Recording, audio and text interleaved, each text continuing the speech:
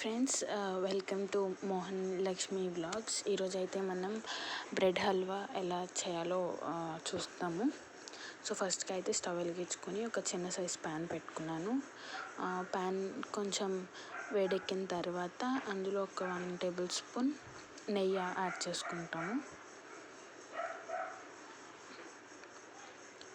1 table spoon ఆయిల్లోని మనం dry fruits అనేవి fry చేసుకోవాలన్నమాట.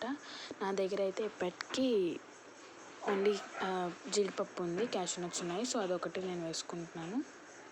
ప్యాన్ బాగా హీట్ ఎక్కింది. సో ఇప్పుడు మనం ఒక 1 టేబుల్ స్పూన్ నెయ్యి వేసుకున్నాము. నెయ్యి కొంచెం కరగాలన్నమాట. కొంచెం వేడెక్కిన తర్వాత అందులో మనం జీడిపప్పు పలుకుల్ని వేసుకుంటాము.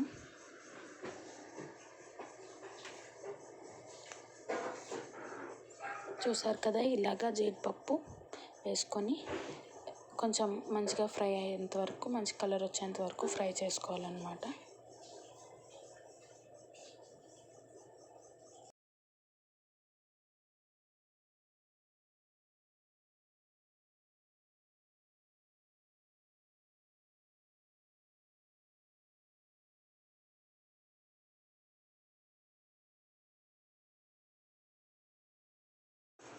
చూసారు కదా, జీడిపప్పు మంచిగా ఫ్రై అయిపోయిందనమాట. ఇలా కొంచెం రెడ్గా అయినంత వరకు ఫ్రై చేసుకొని దీన్ని ఇప్పుడు సపరేట్గా ఒక ప్లేట్లోకి తీసేసుకోవాలన్నమాట. కంప్లీట్గా వేసిన నెయ్యితో పాటు పక్కకు తీసేసుకోవాలి.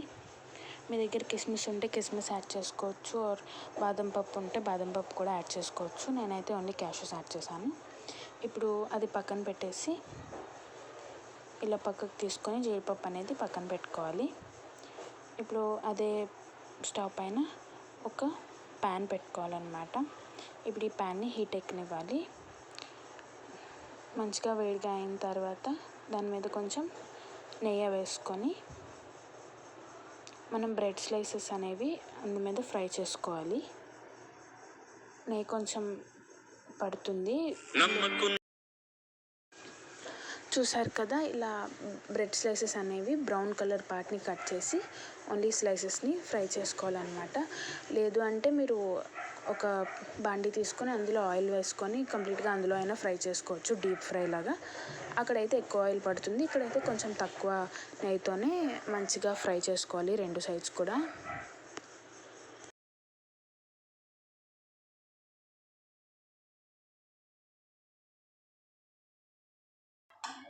చూసారు కదా, బ్రెడ్ స్లైసెస్ అనేవి ఇలా రెడ్గా మంచిగా ఫ్రై అయ్యేంత వరకు ఫ్రై చేసుకోవాలి.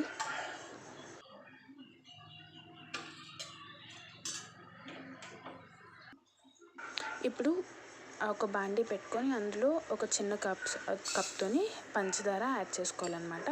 ఏ కప్తో అయితే పంచదార యాడ్ చేసుకున్నామో అదే కప్తో ఒక 2 కప్స్ వాటర్ యాడ్ చేసుకోవాలి. ఇప్పుడు ఈ పంచదారని వాటర్లో బాగా మెల్ట్ అవ్వనివ్వాలన్నమాట. మెల్ట్ అయ్యి మన బాయిలింగ్కి రావాలి.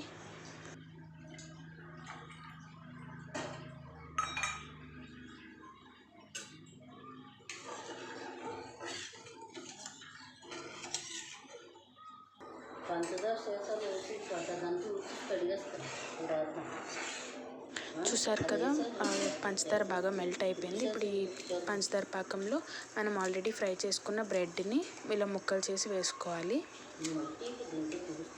మొత్తం బ్రెడ్ అంతా వేసుకొని మంచిగా కలుపుకోవాలన్నమాట. బ్రెడ్ ఎలాగైనా సాఫ్ట్ అయిపోతుంది వాటర్లో వేయగానే. దీన్ని దగ్గర పడేంత వరకు బాగా కుక్ చేసుకోవాలి.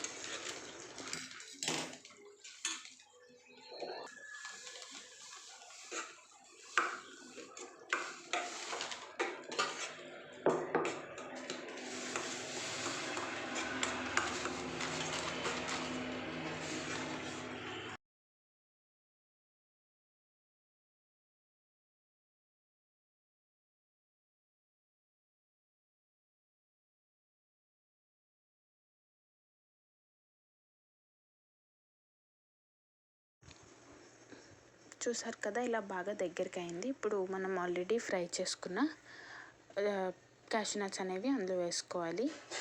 మీరు కావాలంటే యాలకుల పొడి కూడా వేసుకోవచ్చు, నేనైతే ఇలా కంప్లీట్గా వేపుకున్నవన్నీ వేసుకుంటే ఎంతో టేస్టీ అయిన బ్రెడ్ హల్వా రెడీ అయిపోయిందండి. మీకు నచ్చితే కనుక ఈ వీడియోని లైక్ చేసి షేర్ చేయండి, సబ్స్క్రైబ్ చేసి పక్కనే ఉన్న బెల్ ఐకాన్ కూడా క్లిక్ చేయండి. Thank you so much. Second వచ్చేసి